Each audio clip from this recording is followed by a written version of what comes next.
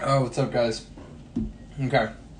This is probably going to be like one of my more informative lives. Sorry, I had a notification pop up. So as the title suggests, what the biomechanics only people or the crew tend to forget, and it's probably like the main. It's probably like one of the biggest topics in terms of injury and even performance, right? And that thing, they just forget about tissue tolerance. You can have the perfect form, the perfect setup, but the tissues, your soft tissues, muscles, ligaments, tendons, even the bone itself, they can only handle so much so fast, and they only adapt to certain loads at certain times. Well, I shouldn't say certain loads at certain times, but and like a prime example, and I'll do a better video like this, probably longer form, is think of like the cup analogy, right? Boom, big cup, little cup. Tissue capacity is kind of like your cup and filling it up with water, right? You can only put so much in a 4-ounce cup versus a 6-ounce cup. That 4-ounce cup can handle more. It can handle less, right? The 6-ounce cup can handle way more water. Ergo, you can have a higher workload, quote unquote. All that water, say water is working out, it's all your life stressors, it's how much load during the workout. You can add anything that adds stress to your life, and that means good things too, right? So like you had a wedding you had to go to, and you had to spend a ton of energy expenditure, dancing and socializing, even like mental processing everything. That's a stress. Your body just sees stress, not necessarily good or bad. It's just stress, right? So that 4-ounce cup was built by, sleeping 5 hours a day, maybe working out once a month, eating really shitty, not really paying attention to how much protein and carbs is going on, right? But the other person who built the bigger 6-ounce cup, they're getting 8 hours of sleep or more sleep. They've been consistently working out and slowly, incrementally building up their workload in the workout. They've learned how to handle life stressors a little bit better. Stuff like that, right?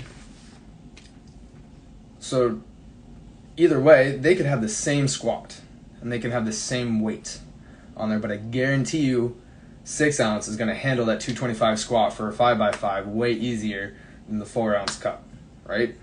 And I don't understand why that point is falling through. It doesn't make sense in terms of like the biomechanics only crew. I have no quarrels against biomechanics. It's science. It's part of what I do. It was part of my curriculum. It's part of what I study, but it's not the whole story, right? Another thing is to look at what are you putting into your cup too, right? You can either slowly trickle things down, or it could be a faucet. I'm not an artist, by the way, as you can tell. But both matter, right? This is what you've built up to in your entire life, and this is everything that can handle. But if you're that big cup and you're getting droplets, that little cup might just shrink, actually, theoretically.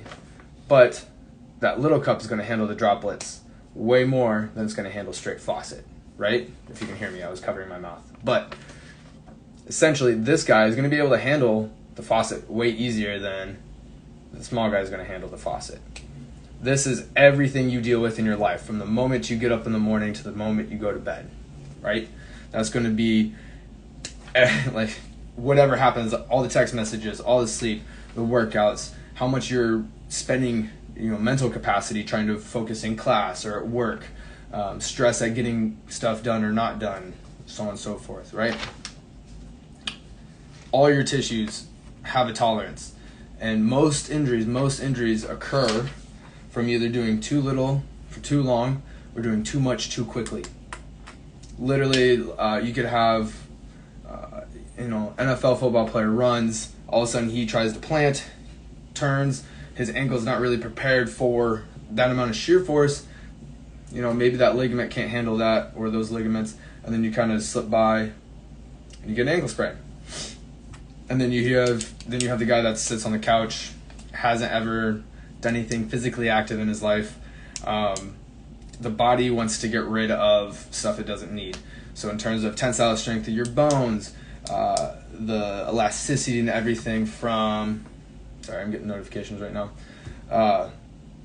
Everything going on there, your body's like, we don't use these, so it's gonna try to preserve as much energy as it can, and it's just gonna kind of let things do as they please. And it's only gonna keep the bare minimum of what is required to sit on the couch, right? Sometimes even just sitting in that prolonged position might be too much for whatever tissues to handle, right? Pretty basic and a very simplistic version of injury and performance and how those things kind of correlate. That's mainly an injury perspective. You can think of it as performance too. You know, how do you build that bigger cup? You know, kind of went over that. And then what's required to keep building that bigger cup? You know, is it most likely, you know, are you going to want water droplets for that day, or are you going to want the faucet? It's probably most of the time going to be in the middle. That's generally what most people try to do. But that's also the premise of, you know, perceived exertion and reps in reserve and things like that.